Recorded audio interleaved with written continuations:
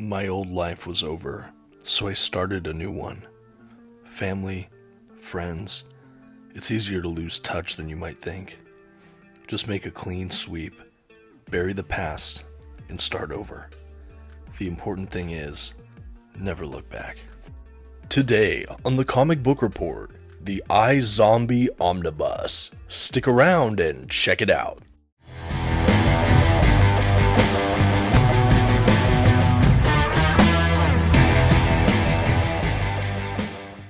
Greetings all, my name is Dominic and today you're tuning in to the Comic Book Report, where we review comic books and graphic novels so you can get an idea of what to read. And today I've got a fascinating book for you all coming straight from DC's Black Label. Of course, we're talking about the iZombie Omnibus. Before we dive into today's review though, I do want to just say a special thank you to our channel sponsor, OrganicPriceBooks.com. If you want to pick up your own comic book collected editions, I highly encourage you to check out their website. You can find a link in this video's description, and if you find something you like, you can even use my code at checkout, TheComicBookReport, to save $2 off of your order. Please note if you use my affiliate code or link to make a purchase, I will earn a small commission, but it's a fantastic way to support this channel. Thank you so much for considering. Now let's get started with today's review. But first, some quick facts about today's collection.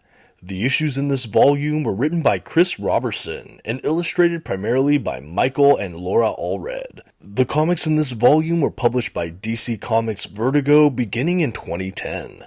The volume itself collects iZombie issues 1 through 28 and materials from House of Mystery Annual issue 1 and 2.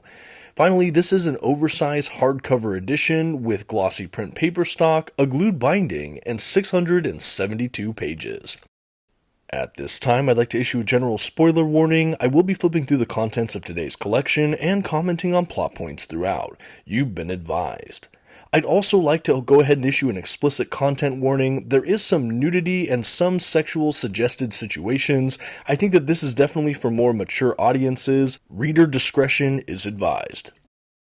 Okay, and with all that out of the way, here's our first look at that omnibus edition from DC Comics Black Label. Now, this is the 2023 reprint of this book, and I have to say that this is the only cover available. There is no direct market or anything like that. That being said, we have some delightfully twisted Michael and Laura Allred artwork all across this dust jacket. It is a wraparound cover, which is really nice to see. Being a fan of the Allreds and their artwork, this is just a really stunning book to have on the bookcase. Even that spine is so shocking with the kind of zombie eye and the brains all throughout it. You definitely get a feel for what this book is about and what you might get inside. The back of the cover here has some blurbs, a little bit of a description, some things about the book, the pricing, etc., etc. More of that shocking Allred artwork. If you're not familiar with his style, he's definitely known for the kind of animated, heavier outline kind of look. It feels very fresh and pop arty. I will definitely go into this art style throughout this video as well. Okay, and I do want to do another look just at the dust jacket in greater detail, including the interior flaps, and you'll see the bookend pages when you open this volume are also just brains. A really, really nice graphic detailed book, at least from the exteriors and some of the interior little design features. Anyway, this whole dust jacket is a large wraparound image, including the dust jacket's interior flaps on the inside of the book. It's really nice to see, and I wanted to just provide a better kind of bird's eye look at this whole dust jacket. Then we'll go ahead and look at the under the dust jacket artwork that's stamped on the hardback book itself. But basically, under the dust jacket, the artwork we have presented there is the exact same as on the dust jacket itself, just with all text and information removed. We just have that striking wraparound image. So we have the full production of that Allred artwork. Very, very stunning. It would have been nice to maybe get some different imagery on the actual book itself, but I think it's still really nice to see that artwork displayed. And that's going to be our last look really at the exteriors of this book here. Now I think we can go ahead and transition for a quick look at the binding for this omnibus. As I mentioned at the top, this is a glued binding. We do have a little bit of gutter loss in it. This isn't an overly huge omnibus by any means, and I think with some of the panel layout, the gutter loss is fairly minimal throughout most of this book, as you'll see for yourself as I flip through, but I just wanted to note and give everyone a look at the binding. Okay, and now we can go ahead and jump into the book proper. Like I said, I love the brain end pages of this book. We have the title page, the publication kind of bibliography page information. We do have a full table of contents in this omnibus, which I love to see. We have a page numbered table of contents. Yay. Then we're off to the races with that first appearance in the House of Mystery annual before jumping into the proper title, the iZombie series here. It is essentially a 28 issue run here with a couple of those other annuals thrown in. I do think that it's a pretty tight series, and it's a really interesting blending of genre and feel. I'm trying to think of how to sell this book. I think I'll start from the beginning. I first became aware of this property with the iZombie series, I believe on the CW network. It was kind of a crime procedural that had a basic concept that was maybe loosely similar, with a woman who became a zombie and every so often had to eat a brain in order to not become kind of the mindless undead zombie we're so familiar with. No, this zombie, other than being very pale and needing to eat brains, was largely unaffected by the zombieism as long as she continued to eat brains every so often. When she did consume them, though, she would get flashes of their memories, and in the case of some of these crime victims, she would help kind of solve the mysteries of their death, things like that. That was the conceit for the series that I was familiar with, and I knew it was based on a comic book title that I heard was quite different. And boy, is it. I can tell that the essential idea was maybe the same, in that there's a zombie woman that every so often has to consume brains so she doesn't become more zombified, if that makes sense. But that's really where the similarities fade. Everything else after that point, I would say, is very, very different. The character's even named something different. She believes her name was Gwendolyn, but they pronounce it Gwen Dillon, first and last name. And she's really quirky. She works as a grave digger, so she has access to recently freshly deceased brains, and she has to eat a brain about once a month to continue on in the fashion where she's mostly human. Because of this, though, she largely lives at the cemetery in kind of a mausoleum. Her only girlfriend is a ghost from like the 60s, and a boy who is a were-terrier. Yes, that's not werewolf, were-terrier. And that's a really fun facet here. We have all sorts of manner of were creatures. We have vampires in this book. We have kind of Frankenstein monsters. We have sort of Cthulhu-inspired nameless monsters, mummies, all sorts of just different supernatural, paranormal monsters and creatures throughout this book. I think that that's worth noting because the other series was not really a supernatural series beyond the general zombies, and this one really throws everything in the kitchen sink at this whole paranormal feel, and I think it really works for this series overall. The other thing about this series that should be noted is that it really has a kind of slice of life quality, which for an undead protagonist is a really interesting way to approach a zombie narrative.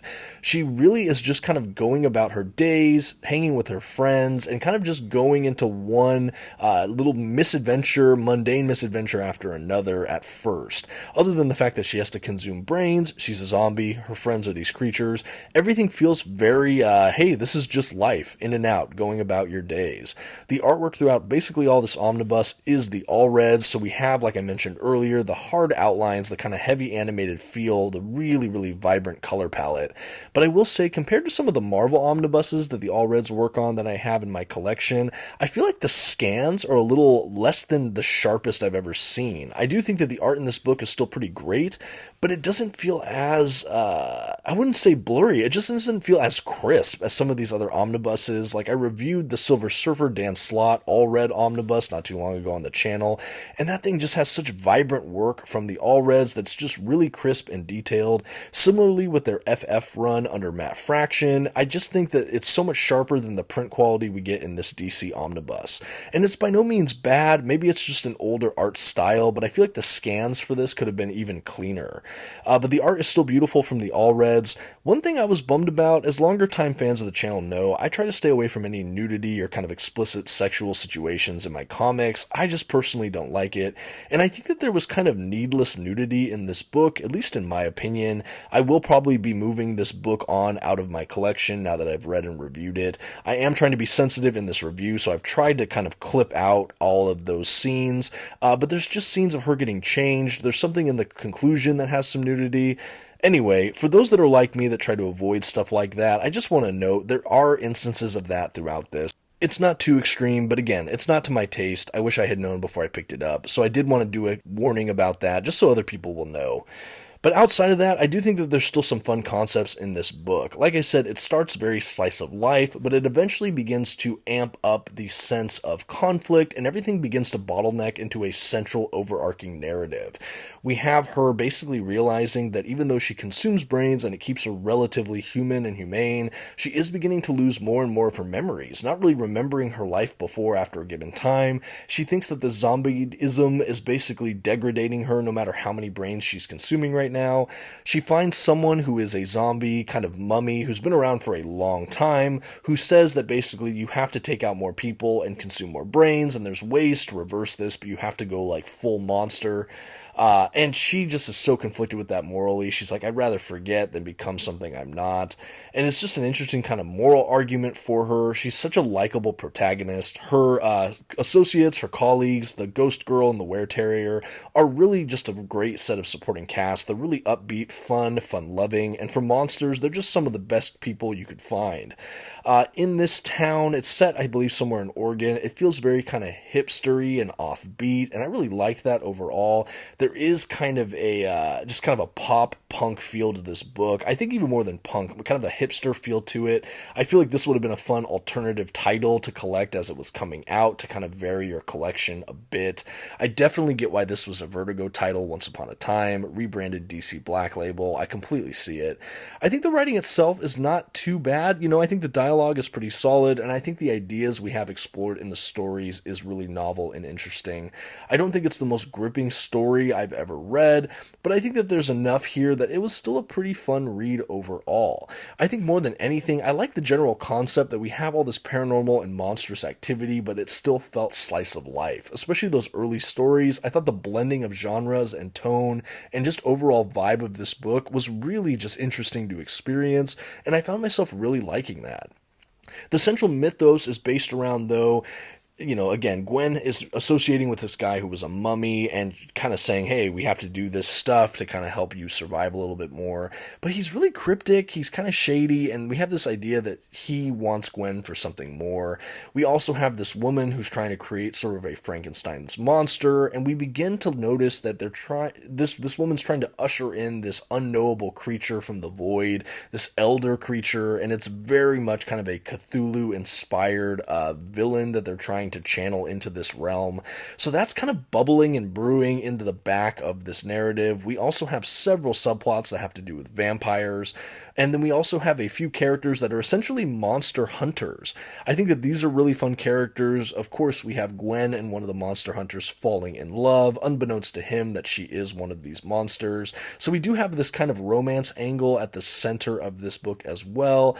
I do think that the romance is fun, but maybe not overly deep. It was still charming and interesting. We also find another faction eventually called the Dead Presidents, who are a group of kind of zombies or different creatures that work for the United States government that are basically trying to stop worse monstrous invasions or things happening that the public can become aware of. And all of these different factions eventually converge on this city in Oregon, and we find out that it's all, again, to hopefully stop this incoming invasion of this monstrous creature. So by the end of this book, in this 28 issues or so, there is a lot going on, but I will say that the overall plot is fairly meandering for most of it, and I think that that was actually to this book's strength. You felt like you got to live and breathe in this small town in Oregon, got to know the colorful cast of characters, and you felt like while there were high stakes, nothing felt too crazy, especially for a monster narrative. It certainly built up that way as you got to go, but I think because of the way it took its time, you really got to feel the characters in this book. It did feel like a low stakes character drama for most of it, and I think that that was just a fun line to ride with so much else going on in the storytelling. For those wondering, I really don't consider this a horror narrative. I don't really consider this a horror series. There are certainly horror homages, horror type characters, but that's really never the focus here. I wouldn't say there was anything outright scary other than some maybe grotesque imagery when she kind of zombies out, the brains, maybe the blood with vampires, stuff like that. So if you're squeamish for little things like that, maybe this is more of a horror title for you, but otherwise it doesn't really feel overly horrific, even though there are horrific things happening. And I think that that is really fun too. Like I said, it really plays with your sense of expectations for if you got the synopsis for this series and you saw what it was. I think it is so much more playful than it could have been. And again, I think that that all feeds into this slice of life feeling it has, which is again one of my favorite parts of this series. I do think at 28 issues, this was a really breezy read. You know, the whole omnibus was under 700 pages, and that's including some extras, which we'll get to at the back of the book. So it did read pretty quickly. I, again, think that this would have been a fun one to read week to week. Because of that slice of life quality, it almost felt like you could check in on your old friends every week, and there's some loose, like, kind of paranormal phenomenon going on. I think another series that had a similar slice of life feel to me was something like Matt Fraction's Hawkeye. That's really like that series that depicts what's going on with Hawkeye when he's not saving the world with the Avengers. And that's what this feels like. There's a lot of just mundane coming in and out of their days. They do get, again, swept up in larger narratives as you go, but it just takes its time. And I think that that is really fun to see.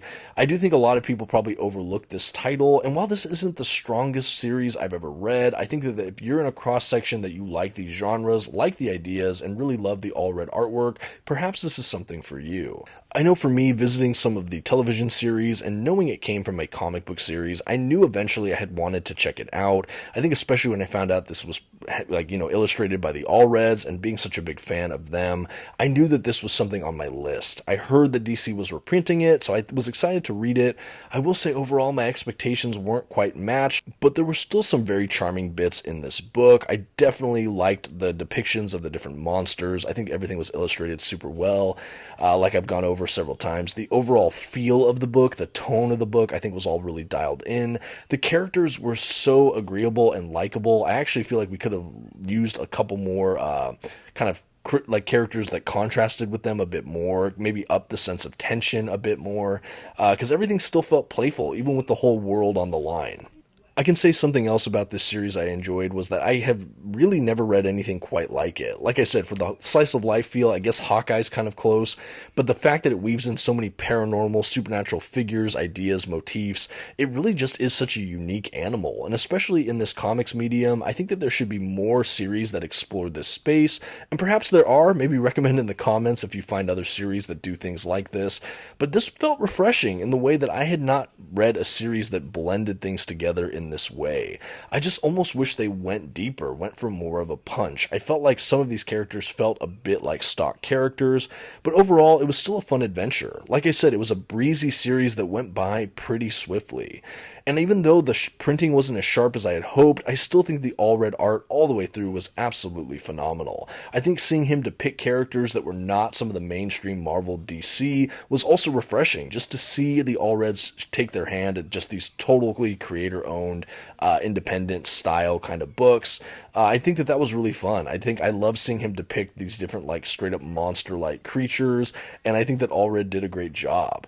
Roberson is an author that I'm not really as aware of. I don't know if I've read a ton of other stuff this author has done, and I don't think that the writing was really the selling point for me. I think that the idea was almost better executed than some of the writing itself, at least in my opinion. That's not to say it was a poor job. I really had an easy read of it going cover to cover, so that says something about the quality overall. But it was just a series that I think that I'll read once, and I don't know that I'm going to revisit personally. I really like the color palette we have, which we always have to thank Laura Allred in books like this. I know that Michael and Laura always seem to work together, and that's to the strength of these creators. I love, love, love the color palettes they always seem to use. I think everything just pops right out of the page. I think that this artwork is so stylized and interesting, and I love them almost no matter what they're doing. I really enjoy it. So I think even if I thought the series writing was awful, which I didn't think it was awful by any means, but I think even if I had something like that, the art alone could easily carry me through a series if we had the Allreds there. And I think for me, that's why this book would be a selling point in and of itself. But like I said, I think it was a little bit shy of expectations, but that isn't to say that there wasn't some gems here. There was even a grandfather figure that died, but then his spirit inhabited a chimpanzee.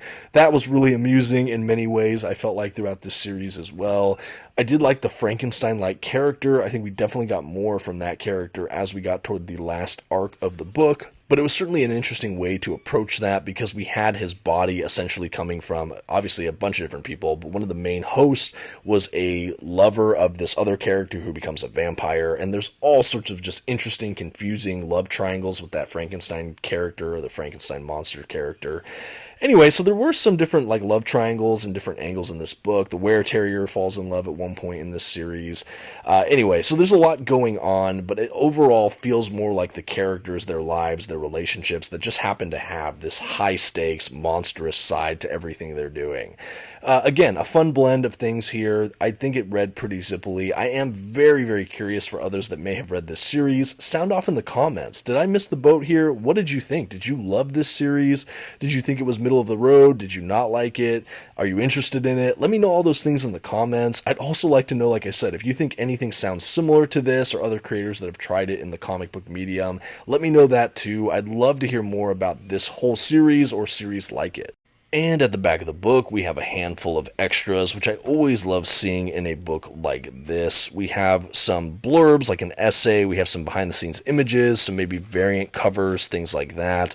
And then one of my favorite features toward the very end is we actually had the Allreds do the animation for that CW television series, iZombie, and you get some behind the scenes on the making of that sequence for the opening of that series, which I thought was really awesome. How cool that they hired the comic book artist to do that theme. Really, really cool. It was instantly recognizable, but I love that they included the special feature in the back of the omnibus going into that a little bit. And then it ends with kind of about the creators, and then we have the end pages and the back of the omnibus. And that's really the iZombie Omnibus. All that's left to do now is to give this book a grade. For a very unique cross between a slow slice-of-life character drama and a high-stakes supernatural thriller, the Comic Book Report is going to give the iZombie Omnibus a C+. I'm always going to be a fan of the Allreds, but I would have preferred a crisper printing of their artwork in this series. I would have also liked less nudity and explicit situations personally. I think that the characters, while interesting, could have hit a little bit harder, but that's not to say there wasn't a ton going on with this series worth commending. I think that we had a really fun, playful tone throughout it. The characters were certainly likable. The art was lush and interesting. I love seeing all the monsters and having this paranormal drama that still felt pretty laid back. A unique series that was maybe a little bit above average. But let me know what you think in the comments, and thank you for watching the Comic Book Report. Please don't forget to give this video a like, maybe a comment, maybe share with your friends, and until next time, have a good one.